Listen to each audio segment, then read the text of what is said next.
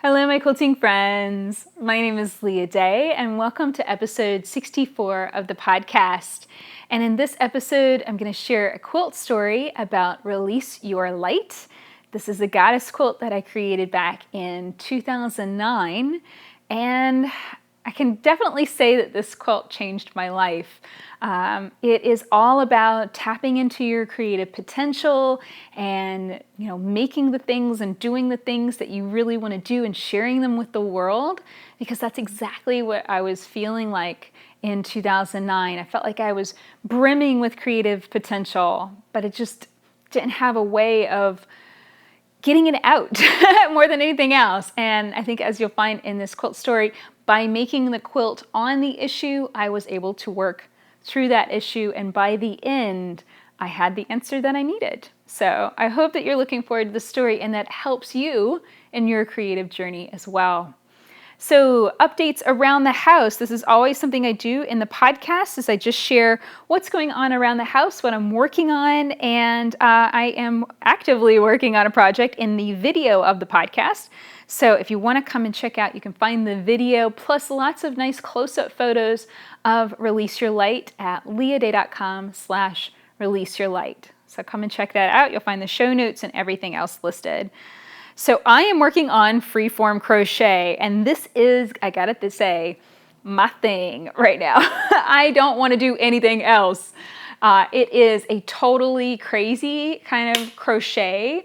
I have it set up here on my dressmaker dummy Lucy, and basically, accidentally, sort of, I am now making a giant sweater, crocheted sweater. And I have not made a crocheted sweater since high school, and this kind of happened by accident. And I know, how do you accidentally create a massive crocheted sweater?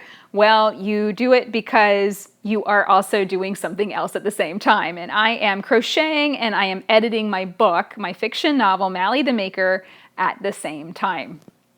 So as I am listening to the book, I set it up on an app, I'm listening to it, I'm crocheting, I'm putting the pieces together, I'm making edits on the book and changing things, and I'm kind of moving back and forth. And this style of crochet has been previously very hard for me. I have a really hard time with, really asymmetrical things, basically, just fitting things together in a way that's not symmetrical and, in a very free-form way never appealed to me. I had a lot of trouble with that style, especially back when I did beadwork. That was a really popular type of style, and very improv technique. And I don't know, maybe it's because editing is kind of such a structured activity. All of a sudden, I don't know, I can't really explain it, but all of a sudden this is feeling very easy. And it's not only feeling easy, it's feeling like exactly what I need to be doing right now. And I accidentally ended up with a sweater. I might accidentally end up with a little bit more than that. I'm already starting to look. I have some foam footstools downstairs that I've been needing to cover with something, and I'm kind of going, maybe I could cover that with something, more freeform crochet. And yeah, definitely buying a lot more yarn that I haven't been buying yarn in years. I'm also thinking about pulling my spinning wheel back out again. So yeah, this is leading to some pretty cool stuff. And I think that you just have to follow, whatever you're, kind of physically feeling like working on, you have to just follow that inspiration. And I was just really wanting the comfort of yarn and, crochet hook. Crochet was one of the first crafts that I ever learned. And I taught myself just looking at pictures and diagrams in books.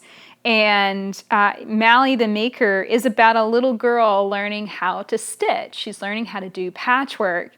And so I don't know, maybe that's part of it, that I'm needing to tap into that that initial craft that I learned when I was a little girl. I don't know. I definitely want to put crochet in the next Mally book. So that's going to be a lot of fun trying to figure out how that's going to weave into the plot. And yes, kind of different crafts are going to come into these books. It is a multi-book series that I'm working on, and I'm not going to give too much away here, but basically, yeah, the first book is mostly quilting, but I definitely want to bring more crafts, definitely want to tap into spinning and knitting and crochet and weaving. I think all of these are wonderful crafts. So I think that makes for some pretty cool things with plot, and I cannot wait to start outlining book 2, but of course, gotta finish up book 1. And what's great, I have just devised a new system that has got me really excited because I'm editing now and I have an accountability system I've set up for myself, so I know for a fact I will be done editing on Saturday. I'll be done. I will honestly be able to record next week's podcast and say, Josh has the book, because Josh needs to go through it again. And while he's going through it, I get to work on little illustrations. And I've been wanting to do that. I've been wanting to get back to my doll patterns that I've been really excited about too. So yeah, I'm really excited about the next step in this whole process. It's going to be really exciting, and pretty much what I've kind of set aside for myself is the entire month of July just to play, just to be creative, just to really enjoy it, because I feel like I've created something with Mally the Maker that, it gives me goosebumps. It really, really does. And, the book makes me cry. It makes me laugh. And I just really, really love it. I cannot wait to get it out for you to read too. I hope you'll love it too. But I feel like there's just so much that I can do with the story that I've created and the characters that I've created too. And I would love to make the dolls. Like, that has always, pretty much from the beginning since I started writing the book, I knew that the dolls would be a part of it. So I need to sit down and start working on those and give myself permission to play and learn. And, just like with freeform crochet, I haven't made dolls in years. It was never a big thing that I was super, super interested in doing until right now. And so I'm kind of, crash course in 3D, stuffy making, learning how to do it on the fly. And it's going to result in a whole lot of ugly prototypes, and that's okay. That's part of the process. I'm going to probably start with the hardest ones first and then work my way from there. And yeah, just having a really, really good time with it. And I love that it's, this time of the year and it's summertime, because I don't really want to be outside in the Crafty Cottage filming. I would really like to be inside and, just kind of being creative in the house and coming up with these ideas for Mally the Maker. So what else is going on? Well, tutorial-wise, I shared the last tutorial on Eternal Love, and you can find that at leahday.com/spirals, because that last video was about how to quilt 3 different spiral designs. You learn basic spiral, we quilted that over her shirt, and swirling feathers, quilted that over the baby wrap, and then hot spiral, we quilted in the background. So I hope that you'll come and check that out and learn how to quilt 3 spiral designs with me, leahday.com/spiral. You might be wondering, what is next? What are we going to be sharing videos on in the next few weeks? Well, I still have videos for walking foot quilting for the Marvelous Mosaic quilt. We're finishing that up over the next couple of weeks. And I'm kind of editing those videos as I go, and I'm adding a little extra segment to it and going to teach more ruler foot quilting. So yep, we finally got our rulers from Grace Company. So these are made by Grace and designed by me. I love this collaboration project. This turned out so good. You can find these rulers at leahday.com/rulers. We're selling them as singles. You can also get them together in a kit, all 3 of them. We've got Slice, which is a 18-degree wedge. It's going to take care of all of your nice straight lines. You can also cut a 20-petal Dresden plate from this. And then Super Slide and Mini Slide, which are curves, and you have identical curves on both sides. And I find that really important for doing nice long curving lines, nice long curving borders, and then it's continuous if you stop a 1/4 inch from the ends. And I will be doing lots of new videos on these a lot of them on the long arm. It's just easier to film on the long arm right now. It's so hot in the Crafty Cottage. I will be doing a lot on my home machine in a new quilt along that we have starting in another month. So now I want to tell you about that. So Sherry Schifaldi Morel of Whole Circle Studio, she designed this beautiful quilt, and it's I made the table runner. I also made the wall hanging. You can see these just gorgeous leaf blocks and beautiful, beautiful colors. So she designed it and wrote the pattern, and then we're both quilting it. So we're gonna piece it and quilt it together, and everything's gonna go on sale in July, and then we're gonna get started making the quilt together in August. So I hope that you'll be looking forward to that. It's called the Leaf Peepers Quilt Along. I'm so excited about this project. I'm looking forward to honestly getting back to traditional quilting and piecing. You know, it's really fun to play with lots of little complex pieces after doing fusible applique that we did with Eternal Love. And I think this is going to be the perfect project for the fall. And what I love about it is we're going to be done in time to, actually be able to use this table runner on our tables for the fall, which is perfect. You can also make a wall hanging. You can also take the long version and, hang it up on your wall long ways, and that would make a beautiful wall hanging as well.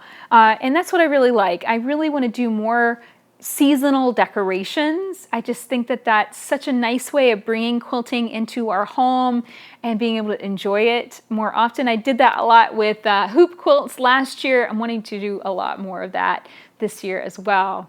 So I hope that you enjoyed seeing and hearing about all of the updates around the house. Be looking forward to new videos on ruler foot quilting and walking foot quilting throughout the month of July.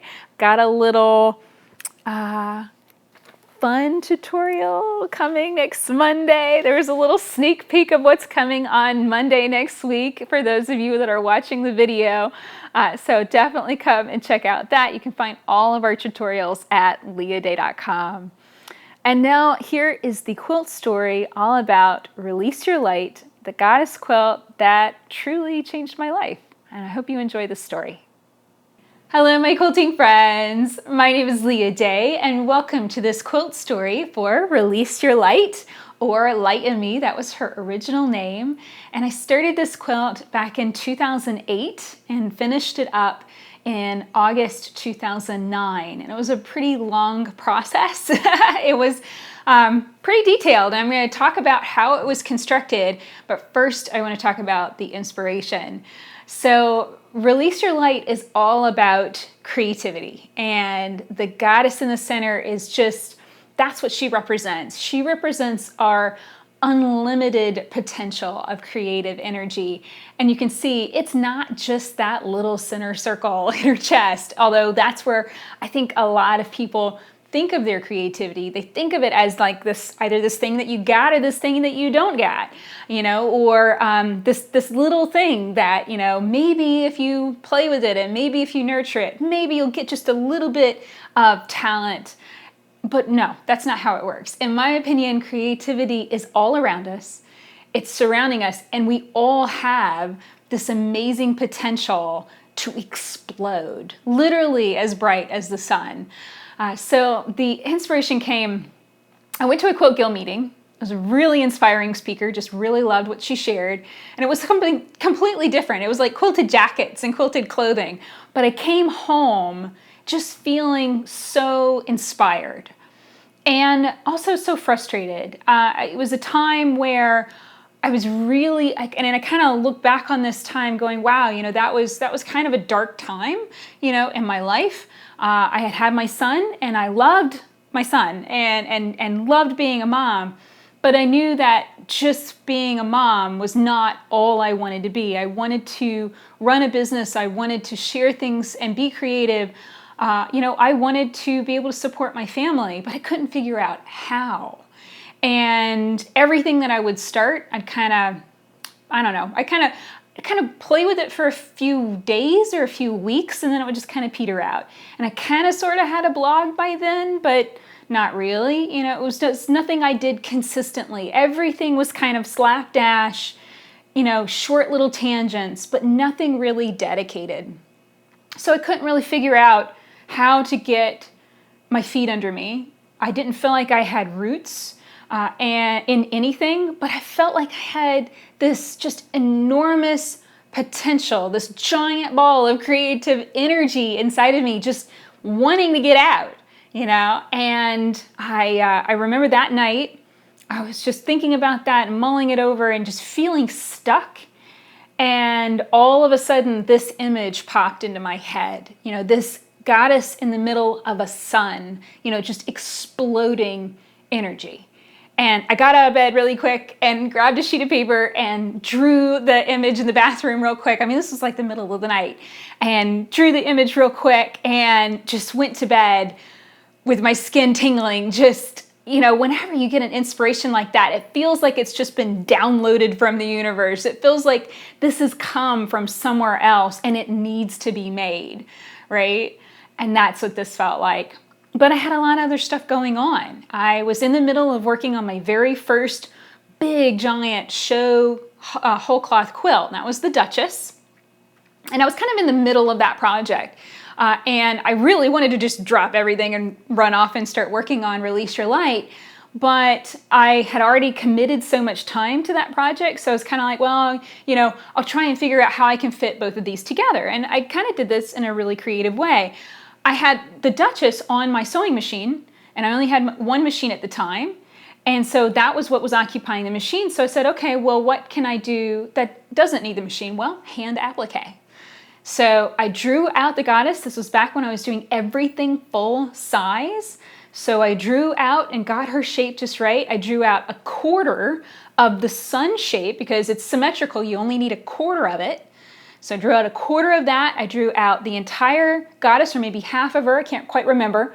I think it was the entire thing, on graph paper, full size. So I probably had it up on the wall and was drawing and erasing and, just getting it exactly right until I was happy with it.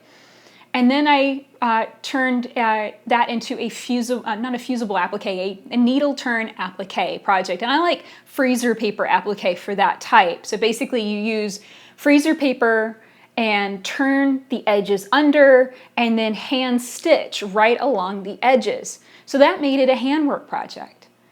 But here's the thing, I already knew going into it, I had no desire to do all of those little tiny itsy bitsy points in the sun. No desire to do that whatsoever. So from the very beginning, I was like, okay, I'm committed to doing the goddess. I will hand applique this entire goddess, but I'm gonna figure out something else for those pointy points in the sun. So I appliqued her onto basically a white bed sheet. It might have been backing fabric, but I'm seeming to remember it was a white bed sheet.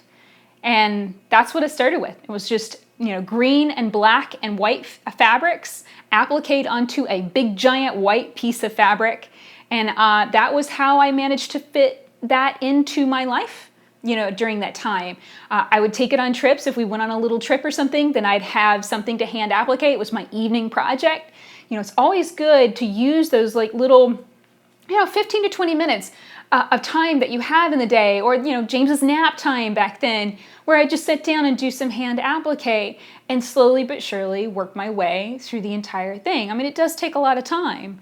So this was just something I kind of fit into other projects for several months, for about 6 months. That's why it took so long. And then finally, I got the goddess finished and I got her appliqued and I loved it. It was absolutely perfect. The only problem was it was gigantic. I'd actually drawn the sun much bigger than it possibly could be. And she's 80 inches, and as you can see, she completely fills up the wall. So I think I had maybe drawn the original image to stretch over 90 inches, which is way too long for a wall hanging. So then I started wondering, okay, well, do I need to redraw this? Which when you're working full size, that's really hard. You basically have to kind of start all over from scratch and redraft the whole thing. That wasn't a possibility. I wasn't going to do that. I was so attached to this particular image. This was the image in my head, that was just, I just needed to make that and that alone. So I decided, you know what? This is already perfect. I'm just going to cut off the points. So you can see a lot of the points, like the flame sheeps and the points that kind of come through the middle, those were actually complete in the original drawing, but I just cut them off. And that's a thing. Sometimes you have an original design, you have something that you want it to look exactly that. And if you get too wedded to that, then it can really stick you in place. But, you can also just cut off the points and just keep on going. Cut it down to size and keep on going. So that's what I did. So at this stage, the quilt was just, like I said, a white piece of fabric with some bits, a goddess basically appliqued in the center. It looked kind of weird, honestly. It didn't look very impressive at all. But around this time when I started getting ready to base this quilt and start the quilting, two things happened that were really, really helpful. And I would say were transformative and in a way that really helped me be able to move to the next step with this quilt. The first one is I got my very first ribbon at a quilt show. And what's really funny, okay, so that was Duchess. I finished it. I sent it off to a Denver quilt show. I think it was the National, it was one of the Mancuso shows that comes to Denver. And sent it off, kind of crossing my fingers. It was my very first show quilt. Super, super excited. Didn't hear anything. This was before, results were being posted online just as soon as they were available, So I was mowing my yard and the UPS truck drives up and drops it off. And so I hop off the mower and run up to him and grab the box and open it up, and there's a blue ribbon right on top. And that was just, I needed that. I really, really did. I needed that ribbon to verify that I was really actually good at this. And that helped me build confidence in a way that I don't think anything ever could. Now I kind of feel like there's kind of a debate. There's the one side of me that says you don't need a ribbon because, really it's arbitrary as to, what makes a winner versus another. And it really is down to, if the quilt show judge likes that particular style of quilting. And, and not all quilts need to be quilted like a show quilt. But there's another side of me that says, making a quilt that's over the top and amazing and gorgeous is totally worth it. And getting that ribbon and knowing that you earned it and you made something fantastic, that's awesome too. And it's absolutely a good thing to do that. So that was really a big deal. And that made me feel amazing. And then the second thing that happened was my quilt guild asked me to quilt their raffle quilt for that year. So they do a raffle quilt and have a biannual show. And they needed the quilt quilted. And this scared the heck out of me, I gotta say. I was still very much learning techniques like trapunto. I understood them. I'd made the Duchess. I knew how to do some over-the-top quilting, but I still was I didn't have a lot of self-confidence. I didn't really believe that I could quilt it well. And it was terrifying, but I did it anyway. So I quilted that raffle quilt within an inch of its life. I added trapunto and specialty details, and there were Dresden plates, and I really stitched them up a notch, despite the fact that my thread was constantly breaking. And this was the thing. This was before I had figured out what thread worked for me. This was, still trying to quilt densely, but not really using the right tools and supplies to do that well. So it was, it was still in that transition process, but I managed to do it and get it done. And I can remember showing it to kind of the person that kind of asked me to do it. She came over one day and I was like, do you like it? I was really worried that she would yell at me and be mad at me. And she was like, this is awesome. So, I look back and it's it was a lot of self-confidence stuff that I was just working through, and I just needed to work through it. And those two things really helped me. So it's kind of getting to the point of being able to do what this quilt is all about, and that is release your light or show off the light in me. It was up until this point that I was calling it light in me. Really just kind of saying this is my potential. This is what I have inside. Now, can I just please figure out a way of being able to explode and share it with everybody in this amazing creative way? So all of that happened. I got done with that, with that raffle quilt. It was raffled off that fall. And then my plate was clear and it was time to start quilting Release Your Light. And again, white quilt. I'm emphasizing that for a reason because it's going to be important here in the later part of the story. So white quilt with applique goddess in the center. And so I got started quilting it. And I knew 2 designs at this time, only 2, stippling and McTavishing. I had mastered McTavishing thanks to Karen McTavish's book, Mastering the Art of McTavishing, and then I had made the Duchess thanks to her book, White Work Quilting. And then, of course, I'd made that quilt also because she hasn't had another book, Quilting for Show, and I basically kind of used her formula for making the Duchess and winning my first ribbon at a quilt show. So I kind of knew how to do dense filler work. I kind of knew how to add motifs and designs with trapunto. And I looked at this quilt and said, okay, how am I going to use this stuff? Well, the first thing that really stuck me in place was the fact that I couldn't really see where the motifs should go, especially around the center goddess. That area felt like it should be flat. And if I had anything puffy coming up, it would distract from the goddess.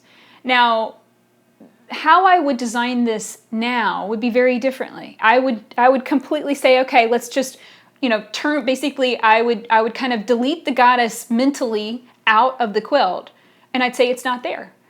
And then draw something in that center and figure out some maybe sun rays or something like that. I would put something in there and then superimpose the goddess on top. But back then, really wasn't there yet. So I kind of left that whole area empty and blank and filled the entire thing with dense McTavishing. And then that first set of red sun points, I did a little, I kind of came in a little bit and put a little triangle in each one, so I had a little bit of a puffy triangle, but pretty much filled every single one of those with dense micro stippling. The goddess's body is dense micro stippling. And then as I got outward, I was just like, okay, dense micro stippling, dense McTavishing, can we please quilt something else? I was getting so bored. And it's hours and hours and hours of tedious filling, especially the dense micro stippling. It can move pretty fast, but you might be able to fill 4 or 5 inches of space in 30 minutes to an hour. It's time consuming and it's slow. I'll be honest, I couldn't make this now. I just don't have time to do that level of intense, dense quilting, hours and hours and hours of throwing thread at a quilt. I wouldn't quilt it like this now. But this was before I ran a business. I was home every day. My son was in preschool. I had time to be able to just throw thread at it. And that's all I did that entire summer, basically. Now, the one thing is, this was still, I couldn't visualize designs. I couldn't figure out what to stitch in her hair, so I left it open. I went in and did an outline stitch very, very carefully around her hair pieces, but I basically left it open. So, part of looking at these quilts and pulling them out again is also seeing how my skill has changed. If I was to quilt this again today, I would quilt it very differently. It would still probably look the same from a distance because I'd probably still make the exact same design choices. But if you got close enough to really see the quilting would be very different because I'd use a lot more motifs. I'd really punch up that hair texture. I'd just do different things. But I love the way it turned out and I love the way it looks now. I have no regrets about how I quilted it. But I was getting very bored.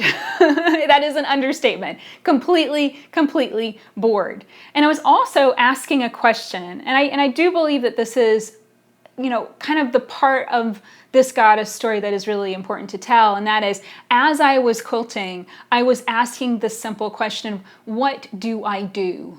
What do I do next? How can I do this? How can I explode with creativity and share it with the world? How can I tap into this and do what I want to do?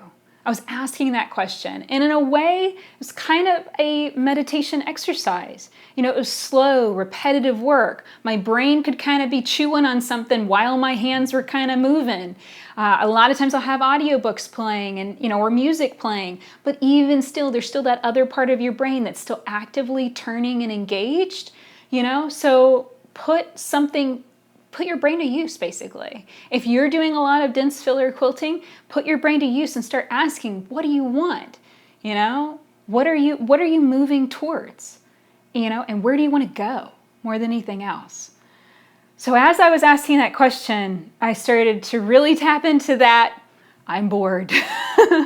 I want more designs. I really want more designs. I knew about 2 other designs, paisley and pebbling. I had tried to quilt them. I actually remember stitching pebbling in those little red triangles.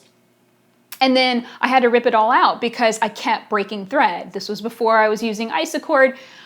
During this process, actually, I ran across Isacord in a local quilt shop and started using it. So it was during this quilt that I found the thread that I still use today. But you know, it was kind of still in that picking threads and picking designs and stuff process that I kept breaking thread. I decided I couldn't use pebbling. Paisley, not so much. I didn't break thread nearly as much, but I didn't like the design. It just didn't seem to fit with what I wanted. You know, it needed to be flames. It needed to be flowy and flamey and, you know, like a hot design, that kind of thing. So I whined about my, you know, my problems of boredom, and I was so sick of these designs, and I whined about it to a friend of mine, a quilting friend of mine, and said, God, you know, anything else? Can I stitch anything else into this quilt than stippling and McTavishing? And she said, well, what else do you know? And I told her I knew about pebbling, and I told her I knew about paisley, and she said, well, why don't you take that paisley design and change it? So I can remember kind of, I don't know, almost freezing in place for a second as she asked me that question and thinking, is that allowed? Am I allowed to take something and change it and make it work for me? And I had to kind of shake myself and, you know, realize, of course, that's the whole point. You know, this is what quilting is all about. And, you know, taking fabrics and making them into something else. In this case, it was taking a quilting design and modifying it so it fit the theme of this quilt. So I took paisley, which is a teardrop shaped design, and I turned it into flame stitch, which is basically, you know, just long curving flame shapes. And that's what I quilted in all of the flame shapes that kind of run along the border. All of those orange flames have flame stitch in them. And then finished off the rest of the quilt with more micro stippling and more McTavishing. So as I created that new design, you know, I still had several, you know, probably about 2 months worth of dense filler quilting that I was still, you know, still stitching my way through. But during that time, as I was doing that, I was thinking, you know, here I just made a new design and I wonder if I could make more. You know, I wonder how many I could make. It just started to kind of chug around in the back of my head. That question started to chug around, and, you know, your brain is kind of occupied, but not fully occupied. And I think that little piece of my brain was already asking that question, what am I going to do? How am I going to release my light? And then there was a potential answer that was provided through the making of this quilt. So then the second half of the process started. So at this stage, I finished the quilting. So we have a applique goddess on a quilt that looks like a very colorful whole cloth at this point because I used many different colors of thread for the quilting. So I actually stitched the center with kind of a yellow thread and then used red thread through all of those red little points and oranges, like lots of different colors of orange thread through the flames and more yellow thread, and actually purple over the blue where the black is. So I use all of these crazy thread colors. So we have a white quilt with all these crazy thread colors on top of it, and it looks kind of funky because from the very beginning, I was never planning to applique this quilt, except for the center goddess. I was planning on painting it. So that starts the second half of the construction process, because here's the thing about quilting. On paper, certain techniques sound like they're gonna save you time. So you might look at that and go, wow, that's a lot of pointy little points. You know, painting will probably save you some time because you're just applying the paint directly to the quilt.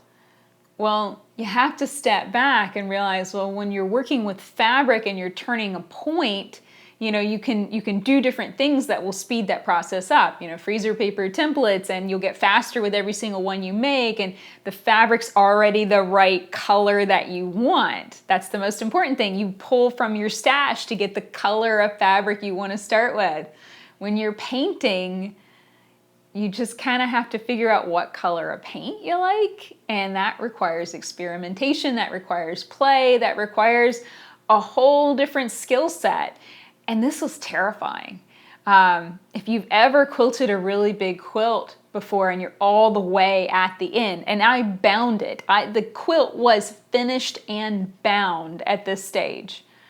And then you go and say, okay, now I'm gonna go spend another month painting the surface. That's terrifying. And it did kind of give me a rather large, oh my gosh, what am I gonna do? It's almost panic mode. What am I gonna do? How am I gonna do this? Because I am not a painter. And this, especially back in 2009, I was terrified of ruining this quilt. I had put so much time into it. I had put so much thread into it. I really wanted it to come out the right way. And I was almost tempted to not paint it. I was really kind of thinking maybe I could get away with not, because really the quilting had turned out so good. Maybe I can get away with not painting it. But then I soaked it in the bathtub to block it before binding, and also to get all of the water-soluble pen marks, that I'd used to mark the different, spaces for the quilting design. So soaked it. Well, the back of this quilt is a piece of really bright, dark, so you say, bright, dark red batik. I love this batik fabric. When I saw it, and it is actually one of the nice 108-inch wide batik backing fabric, so it's huge, and I was able to use it all in one big piece. Well, I pre-washed it, but clearly I was in a little bit of a hurry, and I didn't pre-wash it enough times to get all of the dye out of it. So you can imagine what happened. The entire quilt basically turned pink. So I was really lucky. The goddess's center circle, where her heart is, didn't turn too badly pink in that soak, but everything else did. It was pretty Pepto-Bismol kind of colored pink. And so at that stage, it was like, well, I'm kind of stuck. I really have to paint it now. And that's really not what you want to deal with. That's really not, you don't want to have your hand pushed or forced into something. It was a good thing that I was already planning on painting it.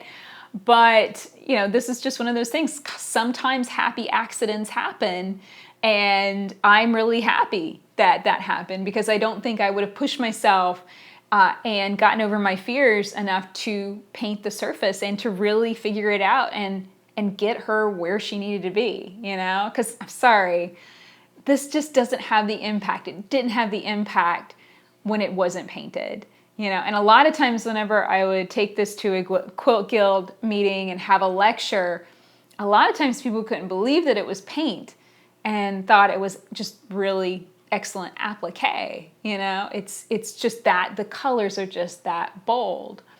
So how did I paint it?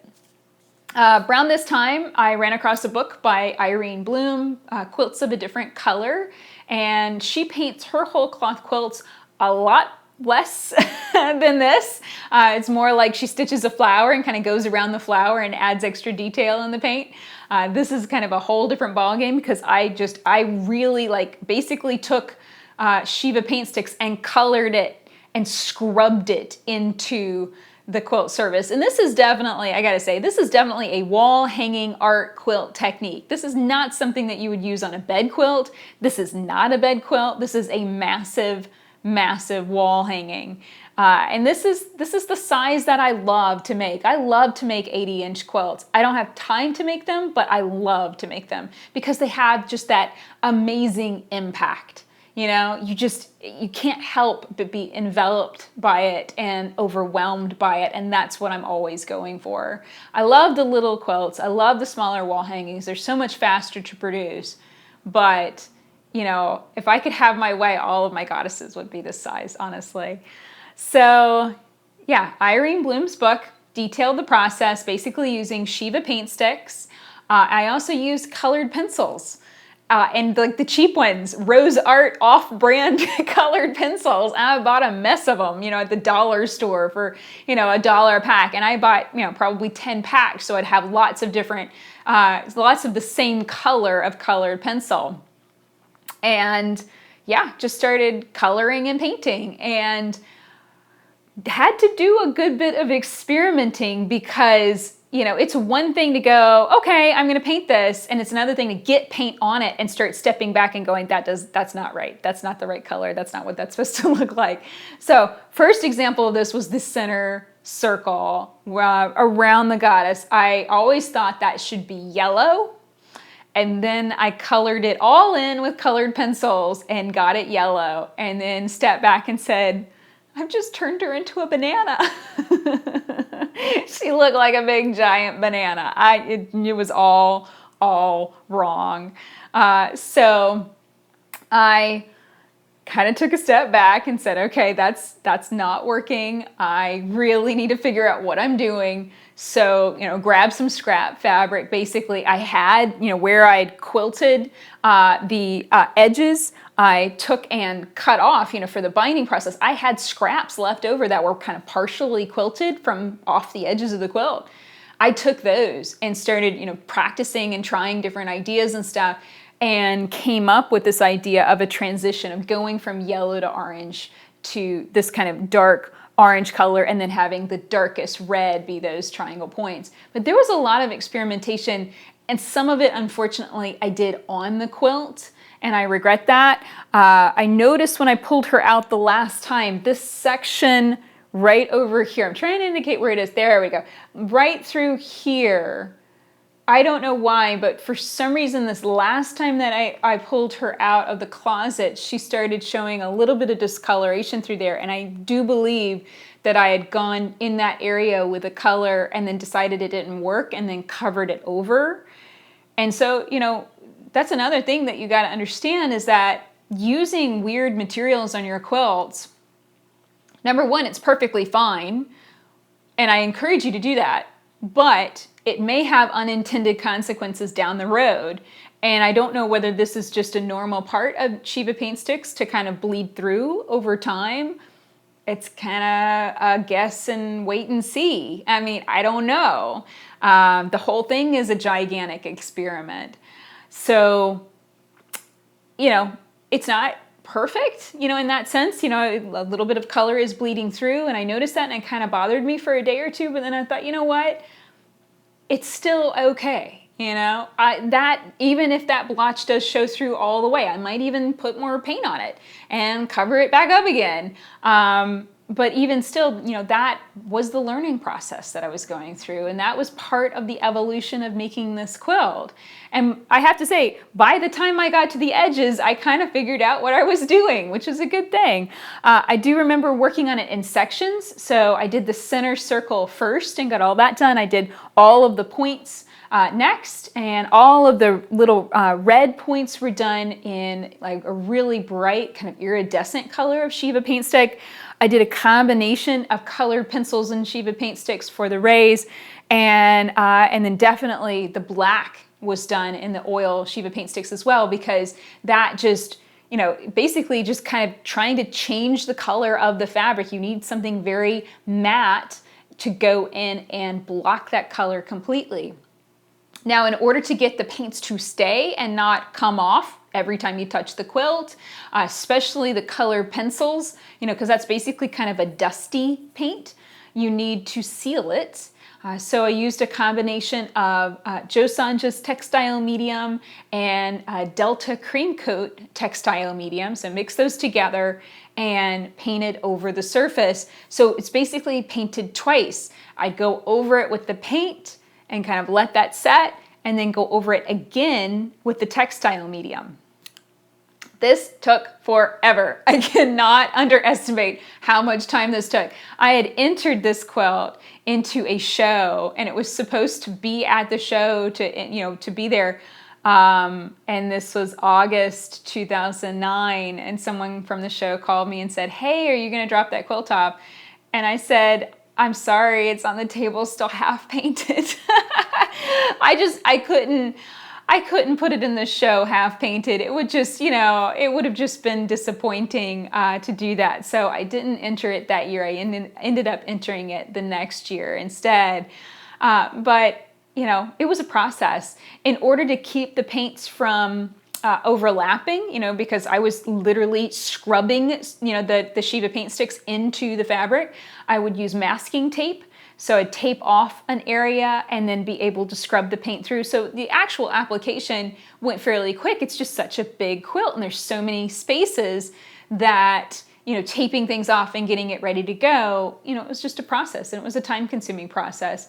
But again, that was kind of the point. I don't think we should rush things. I think that sometimes you need it to be a journey and it needs to be an enjoyable journey and to allow it to take the time that it needs to take. I think if I had made this quilt in a month, it wouldn't have had the impact that it had on my life. It wouldn't have had the impact that it had on my brain. During all that time painting, I was again setting and thinking and letting my brain chew on different ideas and mulling over that, that little stitch that I created, that flame stitch, and just thinking about that and considering what I could do with that and asking that question, how am I going to do this? How am I going to run a creative business? How am I going to change and begin to release my light?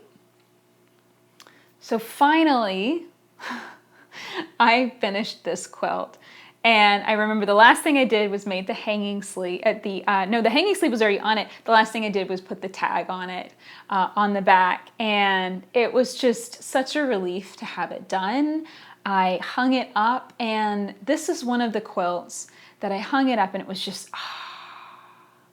So that honestly was amazing to finish the quilt and feel so good about it and to know it was just exactly what it needed to be. That was amazing.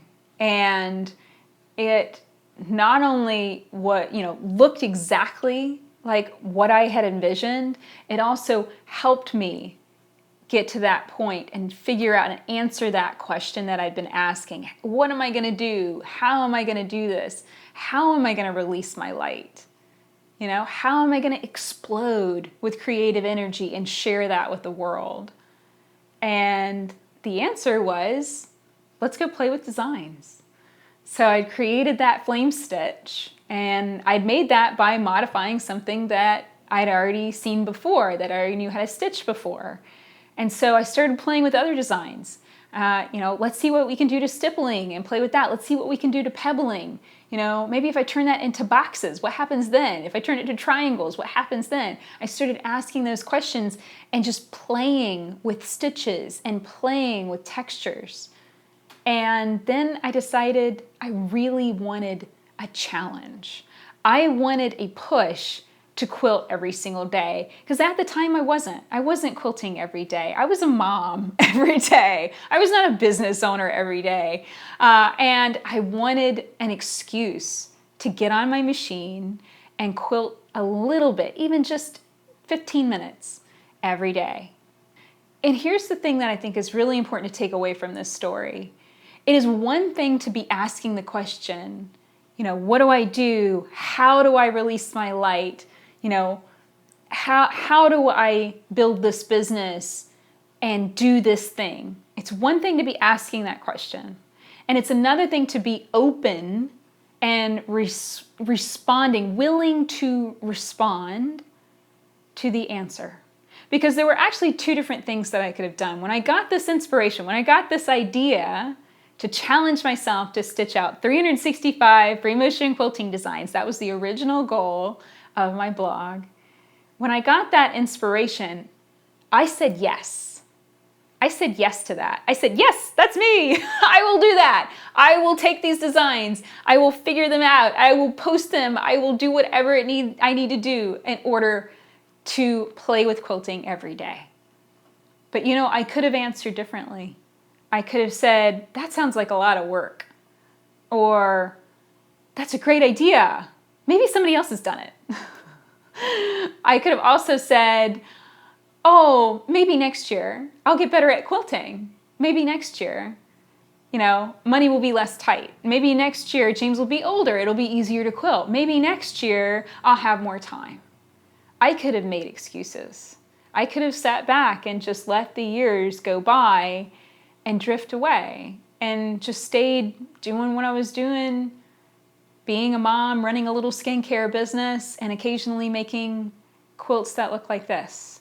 And kind of trying to ignore this thing inside of me that wanted more, that wanted to be more creative and wanted to share the crazy stuff inside of me, I said yes. I responded to that inspiration. It gave me the idea, and I responded and said yes to it, and I was willing to do the work. That's the most important thing. I've met a lot of people over the years, and I've heard from even more people via email and in comments that say they want to run a business, or they want to make a fantastic quilt, or they want to win at shows, and there's a lot of desire, but there's often, limiting voices, and there's limiting things like time, and there's limitations all over the place, basically. And there are a million things that will try and stop you. But the thing that stops you more than anything else is yourself. You have to say yes to what you want, and you have to be willing to do the work to get there, because it was an enormous amount of work. Not just making this quilt, but the 365 free motion quilting designs rocked my world when it came to free motion quilting, and just making videos and editing them and sharing them and blogging and the whole 9 yards of that was an enormous amount of work. But that's why me. It was worth it. There's a movie that I like, and there's a quote from it that says, the juice is worth the squeeze, and that is definitely the case with Release Your Light. So I hope that you enjoyed hearing the story and learning more about this quilt. I do have a video on painting with Shiva paint sticks. It is way back from painting on this quilt in 2009, so it's not the best quality, but I'll make sure to link it up on the page, and it's going to be at leahday.com/releaseyourlight. That's where you'll be able to find the full story written up and beautiful close-up pictures so that you can see the detail of the quilting. And I really hope that you enjoyed this story, and I hope that it encourages you, if there is something that you are feeling called to do, please make it the priority in your life to do it, because you only have one life, and it may be a lot shorter than you think, unfortunately. And what is the point of living your life if you're not pursuing the things that you really want to do? That was what I was asking as I made this. I want to do this. I guess it was also asking me the question, well, if you really want to do this, are you actually committed? Are you willing to do the work? Are you ready to do the work and follow where that leads? Because there's a lot that you can say no to. And you can say no to simply by default of not taking action. Instead of getting on your sewing machine, you watch a show on TV. Instead of throwing some paint at the quilt in the evening, you watch a movie instead, or scroll Facebook or whatever. There's choices, and it's always a trade-off. By choosing to do one thing, you are actually saying no to another. In this case, I kind of said no to the business that I had at the time, that skincare business that I was running. In order to make this quilt, I kind of put it on the shelf, and I kind of said that's not really important to me anymore. This is priority. I said yes to this, and I said no to that other thing. So I hope this encourages you to do the thing that you really want to do, and to pursue it like like you're really, really thirsty, and that's the only way that you can quench your thirst. That's the way you've got to look at it. It is the most important thing to accomplish. And because I promise, when you tap into that and you make that thing, it's going to change your life. It really, really will. And if it's the thing that you've been wanting to do for years, and you're super excited about it, and you know it's going to rock your world, I promise you it's probably going to have that effect. But it starts with saying yes and being willing to release your light. So that's it for this quilt story. I am so happy that you're here and listening and enjoying these stories. Please check out more stories about my Goddess Quilt series. You can find them linked up below the video, and you can find everything about this particular goddess at leahday.com/releaseyourlight. Until next time, let's go quilt.